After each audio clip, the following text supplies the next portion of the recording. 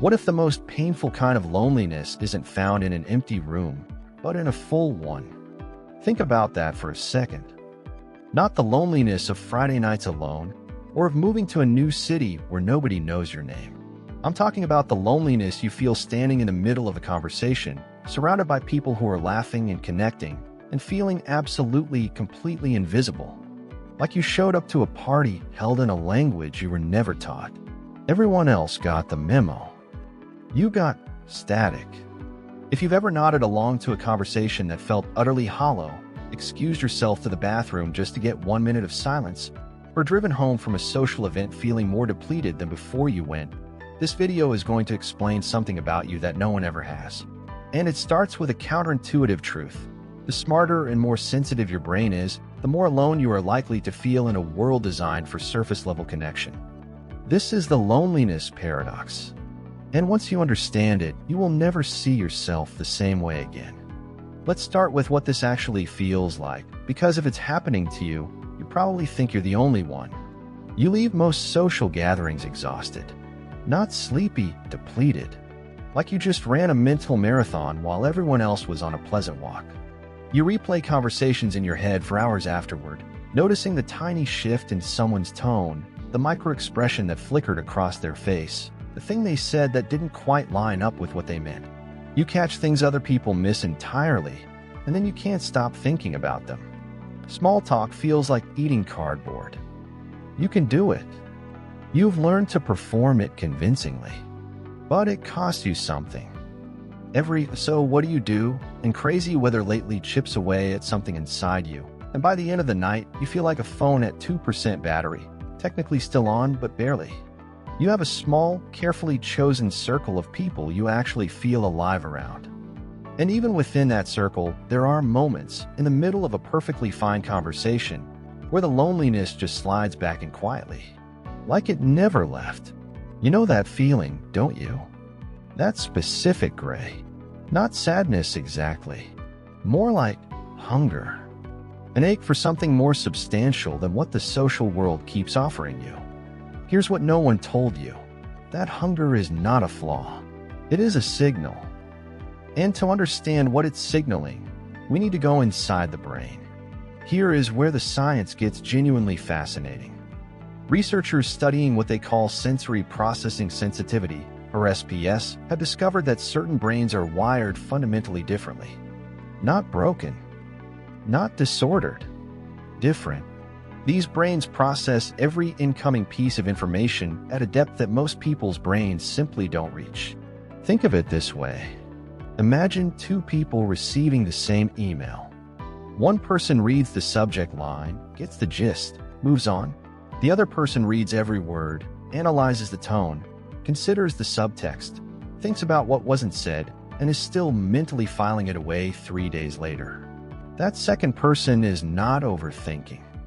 Their brain is running a program that the first person's brain doesn't even have installed. In brain imaging studies, the regions responsible for evaluating complexity, integrating emotional data, and weighing values light up significantly more in highly sensitive, high IQ individuals. There's a part of the brain called the ventromedial prefrontal cortex. Think of it as the brain's chief analyst, the one who refuses to sign off on anything until every angle has been considered. In these individuals, that region is running at full capacity, essentially all the time. Neuroscientist Bianca Acevedo found something remarkable. Even when these people are at rest, sitting quietly, doing nothing, their brains are still deeply processing emotional events from hours or even days before. The sensitive brain doesn't have an off switch. It processes and processes and processes. And here is where the loneliness paradox is born. When a brain built for depth gets fed a diet of shallow interactions, fragmented small talk, transactional check-ins, surface-level social performance, it enters a state that researchers compare to functional starvation. The brain is hungry for meaningful data, for depth, for real signal. And when it only gets noise, it begins to shut down, to withdraw, to go gray. That feeling of being on the outside, looking in, that is your high-powered brain protecting itself from an environment that cannot feed it. But here is where the research gets genuinely weird. And this is the part most people never reach. This brain, the one that makes social performance feel so exhausting, in the right environment, is not a liability. It is an extraordinary advantage. In a landmark study, researchers discovered that highly sensitive people actually take longer to notice changes in visual scenes than their less sensitive peers. On the surface, that sounds like a deficit. But the reason they take longer is not because they're slower, it's because they're attending to more. They're noticing the subtle details, the background shifts, the things everyone else blew past. They are more accurate, not less. Slower, yes, but for the same reason a master craftsman is slower than a factory machine. Researchers call this vantage sensitivity. The same wiring that makes a crowded party feel overwhelming is the wiring that makes you extraordinary at understanding people, at reading a room, at catching the thing everyone else missed, at sitting with someone in their darkest moment and actually knowing what to say. History's most transformative thinkers, moral philosophers, artists, and spiritual leaders, these are almost certainly people whose brains couldn't function at the surface, who require depth the way lungs require air. Their so-called sensitivity wasn't their weakness. It was the engine of everything they contributed. You were built for depth in a world that rewards speed. That's not a personal failure. That is a structural mismatch. So here's the question that should be sitting with you right now. If this wiring is so powerful, why does it feel so heavy? I want to be honest with you here, because this is not just a story about hidden superpowers. There is a real cost to this way of being. And pretending otherwise would be a disservice to everyone who has actually lived it. The cost is this: the world was not designed for you. Modern life, the non-stop notifications, the performative socializing, the expectation that you be on and available and enthusiastic and quick, is for your brain genuinely hostile territory. Researchers describe it as a hyperactive hive mind, and for someone who needs mental space to go deep, that hive mind is not just unpleasant. It is depleting at a biological level. And the cruelest part, you were probably never given language for this. Instead, you were handed labels. Too sensitive, too quiet, too intense, too much. You learned to put on a mask, to perform the kind of lightness and ease that came naturally to others but required constant effort from you. And that performance, maintained over years and decades, has a weight to it. There's also the hidden tax of empathy. Because you feel things deeply, you absorb other people's emotional states like a sponge. You walk into a room carrying its atmosphere long after you've left. You feel responsible for managing other people's feelings in ways that slowly hollow you out, what researchers call giver burnout. You give and give from a depth that most people don't even know you're accessing, until one day, the well is empty and you're not sure how it happened. I'm not saying this to make you feel fragile.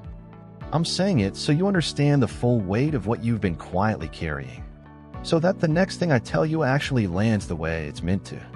The shift that changes everything is not a new social strategy. It's not a list of tips for making small talk feel meaningful. It is something more fundamental than that. It is a complete reorientation of how you understand your own needs. Here is the first piece. Stop trying to convert your empathy into something that doesn't cost you so much. Instead, move from empathy to compassion.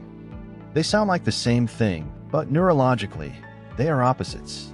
Empathy is when you absorb someone else's pain. You mirror it, you carry it, it becomes yours. Compassion is when you hold space for someone's pain from a grounded place. You remain yourself, you release oxytocin, your heart rate actually slows. You connect without dissolving. That distinction is not semantics. It is the difference between running yourself empty and being genuinely, sustainably present for the people you love. The second shift is in how you structure your life, not just your relationships. Your brain runs on depth the way a performance engine runs on high-octane fuel. Shallow, fragmented demands, the constant context switching of modern work, the relentless social calendar, the expectation of perpetual availability, these are low-grade fuel. They keep you running, technically, but they never let you actually perform. Deep work, long, protected stretches of focused, uninterrupted time, is not a productivity hack for you. It is a biological necessity.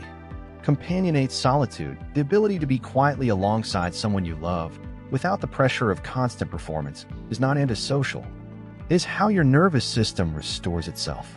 And perhaps most importantly, solitude is not a symptom of something wrong with you. The capacity to be alone, truly, comfortably alone, is, according to researchers, one of the clearest markers of emotional maturity. Your need for it is not isolation. It is intelligence about your own inner architecture. You are not a broken extrovert. You are not someone who failed at connection. You are someone with a high-capacity instrument who spent years trying to play it in venues too small to hold its range. The question was never what was wrong with you. The question was always, what kind of environment does this instrument actually need to sing? We started with a question, what if the loneliest moments aren't the empty ones, but the full ones? Now you have the answer. And it changes everything about how you interpret those moments. That hollowness you feel in a room full of people is not evidence that something is wrong with you. It is your brain, your extraordinarily deep, extraordinarily attuned brain, telling you that it requires more than this. That it was built for something this surface cannot hold.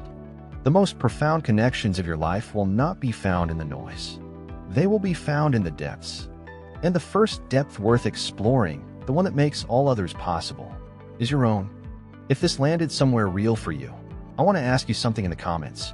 When was the last time you felt truly, completely present with another person, and what made that moment different from every other? I read every single answer. And if you want to keep going deeper, our next video explores why the most emotionally intelligent people are also, quietly, the most exhausted, and what that tells us about the hidden cost of understanding people too well. I'll see you there.